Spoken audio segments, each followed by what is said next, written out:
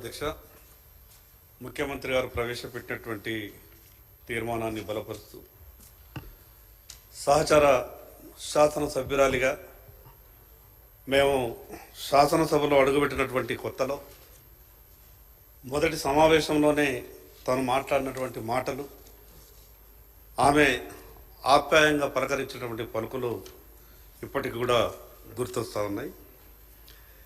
ఇంత చిన్న వయసులో ఆమె స్వర్గస్థురాలు కావడం చాలా బాధాకరం. సాయన్న గారి జీవితం తెలంగాణ రాజకీయాలకే ఆదర్శం. సహజంగా ఒక శాసనసభ్యుడి పేరును, శాసనసభ్యుని పేరు కన్నా ముందే ఆ యొక్క నియోజకవర్గం పేరుతో పిలిచిండ్రు ఈ రాష్ట్రంలో అంటే అది ఒక సాయన్న గారిని. సాయన్న గారి కన్నా ముందు ఎవరైనా కానీ కంటోన్మెంట్ సాయన్న గారు అంటుండే, అది చాలా తక్కువ మందికి అటువంటి అవకాశాలు వస్తాయి. ఏది ఏమైనా అంత చిన్న వయసులో ఆమె స్వర్గస్థురాలు కావడం, అదేవిధంగా సంవత్సరం లోపు తండ్రి కూతుళ్ళు ఇద్దరు కూడా స్వర్గస్థురాలు కావడం, ఆ యొక్క కుటుంబానికి ఎంతో మనోవేదన మిగిలించింది.